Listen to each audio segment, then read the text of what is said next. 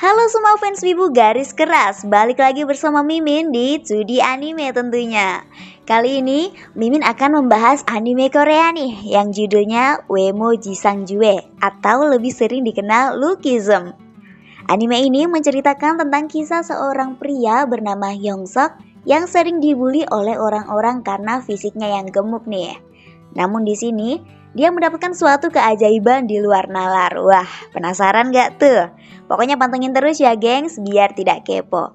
Oke, tapi sebelum Mimin lanjut, jangan lupa untuk pasang headset dan siapin cemilan terenak kalian supaya kalian bisa khusyuk selama menonton. Tapi pastiin juga untuk like, komen, dan subscribe channel ini dulu ya gengs. Seperti biasa, mari kita intro dulu, skuy! Hidup tanpa loli, bagai taman tak berbunga. Hai, begitulah kata para ompedo. Aduhai, begitulah kata para ompedo. Oh om suram tanpa loli.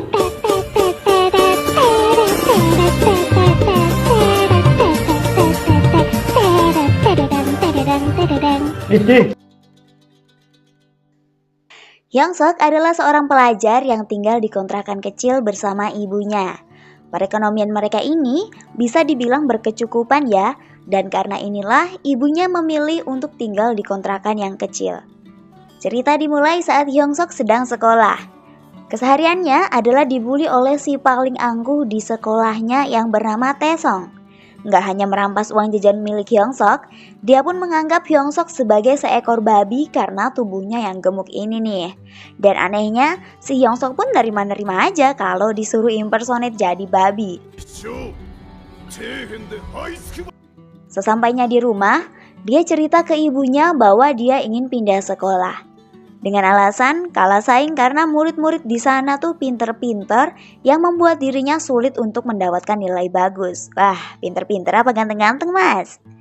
Ibunya malah khawatir karena dia nanti bakal pisah sama teman-temannya. Lah, justru itu tujuannya tuh bu. Hyungsuk pun auto kekeh dengan keinginannya serta tidak peduli lagi dengan teman-temannya.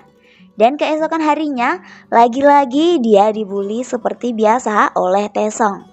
Dia sedang bertaruh kepada teman-temannya, kalau ada yang bisa nendang bola dan ngenain palanya bakal dapat 10.000 won. Duh, pakai gegayaan pula, Wak. Tiba-tiba ibunya datang dan menghentikan aksi pembulian terhadap anaknya itu. Tapi Hyungsuk justru membentak ibunya karena sudah mempermalukan dirinya. Hal ini dilakukan karena dia merasa dianggap seperti anak kecil yang lagi dilindungin ibunya.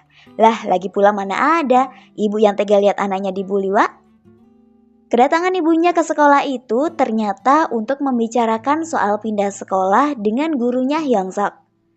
Karena lokasi sekolah barunya lumayan jauh dan mereka nggak bisa pindah kontrakan, akhirnya ibunya menyuruh si Hyungsuk untuk merantau di kota saja. Saat jalan-jalan keliling kota, dia nggak sengaja nabrak cewek bernama Mijin nih. Si Hyungsuk yang terbiasa dibully itu auto minta maaf dong. Namun ternyata si cewek juga melakukan hal yang sama. Karena hal ini, Hyungsuk sadar bahwa dia bakalan ngerubah dirinya menjadi yang baru. Hidup baru di kota yang baru pula. Dia pun langsung kepedean sama si cewek seolah-olah jadi cowok yang berbeda. Namun yang ada malah jadi kayak om-om cabul gitu gengs. Si cewek auto risih dong sama Hyungsuk.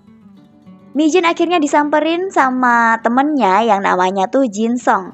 Saat mereka mau pergi, si Hyungsuk malah senyum-senyum sendiri, ya udah mirip kayak om-om cabul gitu guys. Jinsong auto nggak terima lah karena Hyungsuk seperti meledek dirinya. Hyungsuk sempat bilang kalau ini salah paham, namun Jinsong masih tetap gak terima dan akhirnya menghajar si Hyungsuk. Nah, tuh kan salah strategi sih, Wak. Tindakan Jinsong ini memancing perhatian para warga di kota dan mereka pun merekam aksinya. Mijin tetap berusaha menghentikan Jinsong, tapi dia gak mau denger, gengs. Dirinya pun viral di media sosial karena banyak netizen yang upload videonya dan Hyungsuk pun kena mental nih. Pada malam hari, tiba-tiba keajaiban terjadi. Saat Hyongsok terbangun di malam hari, dia melihat dirinya menjadi pria tinggi, tampan dan berani ala-ala member boyband Korea gitu. Wah, suaranya pun juga ikut berubah. Dia melihat dirinya yang asli yang gemuk itu sedang tertidur pulas. Dia pun membangunkan dirinya yang asli, dan ternyata dengan membangunkan dirinya yang asli itu adalah cara pemicu untuk memindahkan jiwanya ke tubuh aslinya yang tidur. Sementara tubuh tampannya yang akan balik tertidur. Hal itu pun berlaku juga untuk sebaliknya. Keesokan harinya, Hyongsok memulai hari pertama di sekolah barunya dan dia tentunya menggunakan tubuh good lookingnya. Wah, cewek-cewek di sana auto melting gak tuh lihat perawakan baru Hyongsok. Hyongsok memasuki kelas desain yang ternyata di kelas ini dia sekelas sama Jinsung dan juga Mijin. Mijin juga sepertinya naksir sama Hyongsok karena dia curi-curi pandang mulu nih. Jinsung yang ngegebet Mijin auto terpukul dah tuh. Di kelas ini Hyongsok digoda juga oleh cewek gatel bernama Hanel. Ke kantin pun dia didempelin terus sama cewek gatel ini. Di hari pertamanya sekolah, dia merasa kelelahan karena kemarin dia berlatih menggunakan tubuh barunya seharian. Akibatnya, dia pun ketiduran di kelas guys. Ya elah, ternyata bukan cuma rindu yang berat ya. Jadi ganteng ternyata berat juga. Saat dia ketiduran, jiwanya kembali ke tubuh aslinya. Dia ingin balik ke tubuh good lookingnya yang lagi ketiduran di kelas dengan cara tidur lagi. Namun karena tubuh aslinya ini udah tidur seharian, jadinya sulit untuk balik tidur. Namun akhirnya, dia tiba-tiba bisa balik ke tubuh good lookingnya setelah tubuhnya itu dibangunin sama Hanel. Di malam hari, Hyongsok mencari kerjaan part-time yang bisa shift malam. Karena tubuhnya yang asli bakalan melek semalaman sementara yang satunya tidur. Kebetulan, dia menemukan sebuah toserba yang lagi buka lowongan part-time nih. Si pemilik toserba yang ngelihat tubuh good lookingnya Hyongsok ini auto full senyum tuh. Karena dengan Hyongsok yang menjadi kasir, bakalan ngundang ciwi-ciwi cantik lebih banyak untuk belanja di toserbanya. Dan usahanya bakal cuan banyak pula. Wah, sekali dayung 2-3 pulau terlalu ingat tuh. Hyongsok sebenarnya langsung diterima untuk kerja dan bakal dibayar gede. Namun, karena niatnya melamar ini adalah untuk dirinya yang asli, dia pun bilang ke pemilik toserba bahwa dia nyari info loker untuk temannya. Saat dirinya yang asli datang ke toserba untuk kerja, sikap si pemilik berubah 180 derajat. Supaya dia bisa kerja di sini pun, si pemilik toko mengharuskan dirinya untuk menghafal semua produk rokok. Sementara waktu pakai tubuh good lookingnya tadi aja langsung bisa kerja padahal. Emang ya, syarat dan ketentuan itu berlaku kecuali untuk mereka yang good looking. Hehehe. Well, tapi Hyongsok justru bisa hafal semua produk rokok karena dia dulunya adalah kang beli rokok. Sehingga si pemilik toserba bisa menerima Hyongsok untuk bekerja namun dengan bayaran yang lebih kecil. Kemudian teman-teman sekelasnya mengunjungi toko tempat Hyongsok bekerja. Di sana juga ada si Jinsung. Karena Jinsung masih kesal sama Hyongsok yang asli, sehingga dia ngambil beberapa makanan di toserba itu dan menyuruh Hyongsok untuk traktir supaya kesalahannya bisa dimaafkan. Ya elah, gaji aja belum dapat, udah minta ditraktir aja. Jinsung melihat name tag miliknya dan menyadari bahwa namanya sama persis dengan teman sekelasnya alias Hyongsok yang good looking. Emosinya semakin tersulut karena kedua Hyongsok memiliki persamaan, yaitu sama-sama godain Mijin si gebetannya. Jinsung pun menghajar Hyongsok untuk kedua kalinya. Keesokan harinya saat di sekolah, Jinsung membicarakan tentang tindakannya semalam di toserba itu bersama teman-temannya. Hyongsok tentu nggak terima karena itu adalah dirinya sendiri, apalagi mereka juga sempat bawa-bawa orang tua. Jinsung yang emosian juga auto ngejak gelut tuh. Saat dia akan memukul si Hyongsok, tangannya sempat ditahan oleh salah satu murid kelas itu yang bernama Jeol. Namun Jinsung meloloskan diri. Saat pukulan Jinsung akan mendarat di mukanya, Hyongsok bisa menghindarinya dengan mudah karena sejak kecil dia sudah sering dipukul sehingga dia udah hafal sama beberapa jenis pukulan. Emang nih, the real pengalaman adalah emas ya gengs. Berkali-kali Jinsong mencoba memukulnya, tapi miss terus. Sampai akhirnya Hyungsok terpojok, pukulannya berhasil ngehit namun ditepis oleh Hyungsok. Murid yang lain pun kagum dengan Hyungsok karena dia adalah orang pertama yang bisa bertahan dari serangan Jinsong. Jinsong sendiri adalah petarung jalanan guys, makanya seperti orang yang udah sangat berpengalaman nih. Hyungsok pun melancarkan serangan balasan dengan pukulan yang mengarah ke bagian perut bernama solar plexus, persis seperti yang biasa dilakukan oleh Taesong di sekolahnya dulu. Karena pukulan ini memiliki kesempatan yang tinggi untuk menumbangkan lawan cukup dengan satu serangan, dia pun berhasil bikin Jinsong KO guys. Gak cuman itu, aksinya ini pun menjadi gosip yang menyebar di seluruh penjuru sekolah dan menarik perhatian para petarung handal dari sekolah itu. Di malam hari saat dia kerja part-time, dia mergokin salah satu pelanggan yang mencuri salah satu barang jualan. Hyungsok pun mengejar pencuri itu sampai di gang buntu. Ternyata pencuri ini disuruh oleh teman sekelas Hyungsok sendiri yang merupakan komplotannya Jinsong nih. Mereka pun menyuruh keduanya untuk berantem. Saat mereka lagi berantem, tiba-tiba datang seseorang dari sekolah Hyungsok juga dengan julukan Basko. Basko langsung mencekik salah satu dari komplotan Jinsong ini serta menyuruhnya untuk menghentikan aksi jahatnya itu. Komplotan Jinsong ini pun lari terbirit-birit dan Hyungsok beserta si pencuri tadi berhasil diselamatin guys. BTW, si pencuri yang terpaksa ini bernama Jiho ya gengs. Dia satu sekolah dengan Hyungsok, bahkan satu sekelas juga dengannya. Dia mengenal Basko karena Basko ini terkenal di sekolahnya dan merupakan ketua geng bernama Burnt Knuckle. Karena Jiwoo satu kelas dengan Hyungsok versi good looking, Basko meminta Jiwoo untuk membantu Hyungsok supaya tidak menyombongkan diri. Tapi sambil nangis gengs. Keesokan harinya di kantin sekolah, Hyungsok bertemu dengan Basko. Karena Hyungsok versi good looking ini kelihatan deket sama komplotannya Jinsong, Basko pun mengira bahwa dia ini orangnya sama kayak mereka, yaitu sering jahilin orang. Basko pun langsung mencengkram bahu kiri Hyungsok. Cengkraman bahu milik Basko ini juga terkenal OP di kalangan sekolah karena sekalinya dicengkram biasanya target tidak selamat guys. Namun Hyungsok bisa melepaskan cengkramannya dan dia hanya memerlukan satu tangan saja.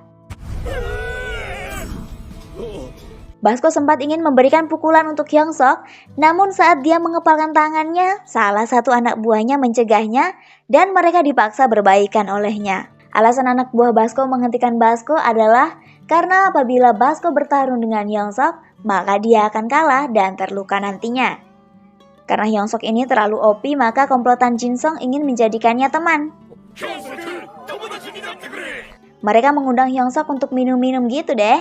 Saat komplotan Jinsong menunjukkan video Hyungsok versi gendut lagi gelut sama Jiwoo, Hyungsok auto emosi sampai ngehancurin handphonenya menggunakan satu kepalan tangan saja. Tapi, karena dia tadi sempat minum, tiba-tiba matanya berat dan akhirnya ketiduran nih. Auto ganti deh ke tubuhnya yang versi gemuk. Saat dia nyoba untuk tidur lagi, bukannya balik ke tubuh yang versi good lookingnya, tapi malah mimpi biasa. Dia akhirnya kebangun dan nyamperin tempat minum-minum itu untuk ngambil tubuh yang satunya. Dia bilang ingin nganterin pulang tubuhnya ini karena disuruh sama teman satu kosnya yang kayak preman. Jadi mereka auto ketar-ketir deh dan ngebiarin si Hyungsok versi gendut ini ngambil tubuh good lookingnya itu. Keesokan harinya, akhirnya Hyungsok bisa terbangun dari tidurnya yang habis mabok itu dan bisa berangkat ke sekolah.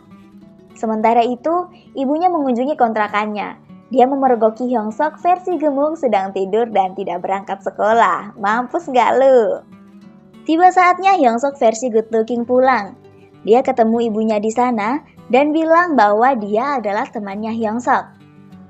Ibunya mencoba membangunkan tubuh aslinya, namun dilarang oleh Hyungsok versi good looking dengan alasan karena dia kerja part-time shift malam.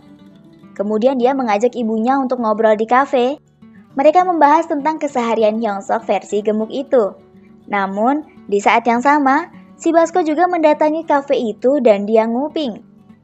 Beberapa kali Hyungsok berbohong demi menjaga perasaan ibunya itu. Namun Basko salah tangkap dari pembicaraan mereka ini dan dia makin emosi dengan Hyungsok versi good looking. Sebelum pulang dari kafe, ibunya meminta untuk membawa pulang kardus tidak terpakai yang ada di kafe itu. Karena sekarang dia bekerja sambilan sebagai pengumpul kardus untuk dijual. Dia bekerja sambilan sebagai pengumpul kardus ini semenjak Hyungsuk merantau demi bisa membiayai hidupnya, gengs. Ketika ibunya pergi, Basko menemui Hyungsuk dan mengajaknya untuk berduel. Berkali-kali Basko melancarkan serangan, namun bisa Hyungsuk hindari dengan mudah. Karena tadi Hyungsuk sempat diberikan uang oleh ibunya karena sudah membelikan segelas kopi, Basko meminta kembali uang itu karena dia pikir Hyungsuk merampas uang ibunya. Niat Basko ini sebenarnya baik sih, karena uangnya nanti bakal dikasih ke Hyungsuk versi yang asli. Hyungsuk menganggap ini sebagai sebuah perundungan berkedok sehingga dia tak akan menyerahkan uangnya. Saat Hyungsuk akan memukul bagian solar plexus milik Basko, Basko berhasil menahan pukulannya dengan lututnya. Akhirnya Hyungsuk menerapkan kuda-kuda yang diajari oleh Jinsung.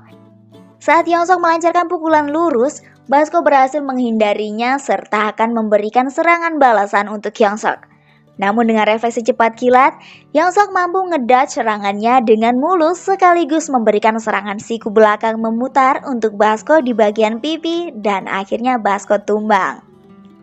Saat malam hari, saat Hyungsuk versi asli sedang shift malam, Basko mengunjungi toserbanya dan tiba-tiba minta maaf kepada Hyungsuk karena tidak bisa mengambil uangnya kembali. Kemudian, karena mendapat petua dari Basko untuk berolahraga supaya bisa jaga diri, dia langsung menerapkannya di toserba saat itu juga, guys. Tiba-tiba, ada mbak cantik datang dan dia nraktir minuman bervitamin untuk Hyungsuk sekaligus nyemangatin dirinya, anjay. Keesokan harinya, Hyungsuk bertemu petarung handal dari kelas vokal. Dia membuli seseorang dengan cara persis seperti Hyungsuk dibuli di sekolahnya dulu, guys. Namun mereka pergi karena berhasil dilerai oleh seorang guru nih. Semua tindakan yang dilakukan Hyungsuk ini selalu diperhatikan oleh teman misteriusnya bernama Jeol. Jeol ini dia udah kayak orang bisu karena dia nggak pernah ngomong sama sekali sama orang nih, termasuk bahkan Hyungsuk sendiri. Saat Hyungsuk sedang teleponan dengan ibunya untuk membicarakan hari ulang tahunnya, Jeol nguping dan saat pulang sekolah, dia memberikan semua pakaian yang tidak terpakai untuk Hyungsuk dalam jumlah bejibun sebagai hadiah ulang tahunnya tuh. Wah, dia ini juga merupakan anak sultan karena kemana-mana naik mobil sekaligus punya sopir pribadi. Sebelum itu, dia udah menghajar para anak buah Basko karena mereka berniat untuk membalaskan dendam kepada Hyungsuk dan ingin mengeroyoknya. Namun, Jeol udah menyadari hal itu. Keesokan harinya, Hyungsuk berangkat sekolah menggunakan outfit pemberian dari Jeol. Para teman sekelas yang berusaha menjatuhkan harga dirinya langsung kicep karena biasanya Hyungsuk menggunakan outfit biasa-biasa aja dan mereka berniat mengejeknya. Namun kali ini berhasil di-counter oleh Hyungsuk. Suatu hari, murid yang sering dibully di sekolah Hyungsuk mencoba mengikuti audisi rap bernama Dokhwa. Dia sangat ingin menjadi pemenang audisi supaya bisa mendapatkan biaya yang cukup untuk bisa menghidupi dirinya dan juga neneknya nih. Namun sayang, belum sempat ikut audisi aja udah disuruh mengundurkan diri karena udah ada pemenangnya. Ya elah, baru aja mau mulai, yang sabar ya Wak. Keesokan harinya, saat dia sedang menulis lirik, dia diganggu oleh si petarung handal di kelasnya bernama Hobin.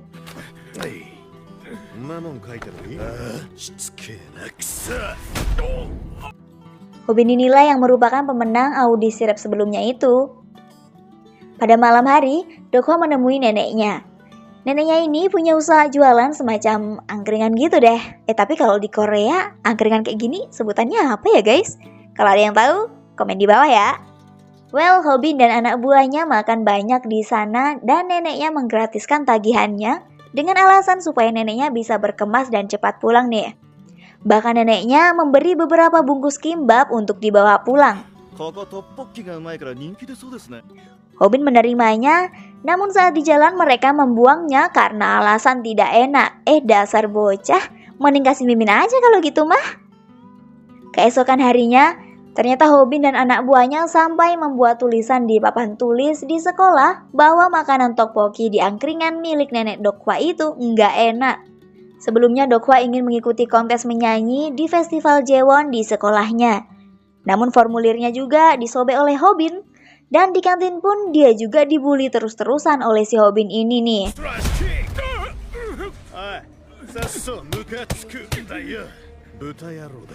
Sampai akhirnya si Hyungsok tidak tahan melihatnya dan dia ingin menghentikan Hobin. Saat dia nyamperin Hobin, dia juga ditemani oleh Jeol. Tak hanya Jeol, bahkan Jin Song pun dan Basko ikutan membela Dokwa. Basko mengajak Hobin untuk duel dengan syarat membuka kacamata hitamnya terlebih dahulu.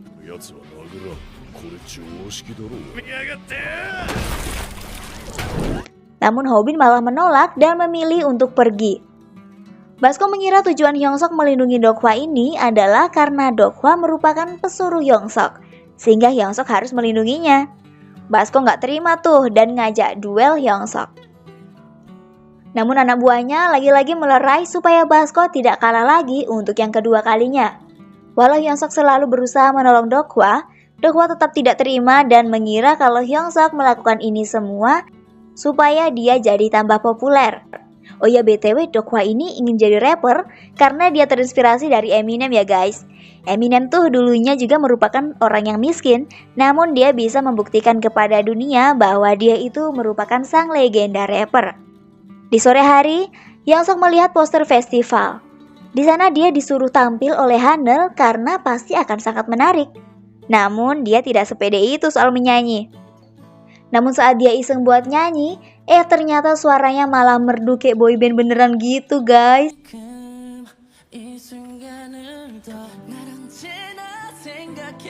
Dokwa yang dengerin aja langsung auto nge-fly sampai dirinya tersadarkan dan dia langsung ngedatangin Hyungsok untuk minta duet bersama di festival besok. Keesokan harinya, Hyungsok mengunjungi rumah Dokwa untuk latihan nih. Si Dokwa ini selain hobi nge-rap, terkadang dia juga bikin lagu sendiri yang masih versi demo loh. Suara milik Hyungsok ini sebenarnya sudah menarik, namun vokalnya masih cukup lemah. Waktu sampai hari H festival adalah 2 minggu, sehingga mereka akan menjalani latihan yang intensif. Di sore hari, Dokwa ketemu Hobin dan dia mendapat kabar bahwa Dokwa akan berduet dengan Hyungsok di festival besok. Lagi-lagi dia dihajar karena Hobin mengira dia memanfaatkan popularitas Hyungsok. Namun Hobin harus segera pergi karena dia juga sedang ada latihan vokal, jadi kali ini Dokwa bisa selamat. Di malam hari, Dokwa bersama Jiwoo mengunjungi Toserba tempat Hyungsok bekerja. Mereka lagi curhat dan bicara tentang kehidupan gitu deh. Karena mereka bertiga ini sama-sama korban dari bullying di sekolah mereka. Mereka juga membicarakan kebaikan Hyungsok selama ini. Tak lama kemudian Basko muncul dan dari tadi ternyata dia nguping pembicaraan mereka. Wah, kayaknya Basko ini beneran tukang nguping ya guys. Basko akhirnya sadar bahwa selama ini dia hanya salah paham terhadap Hyungsok.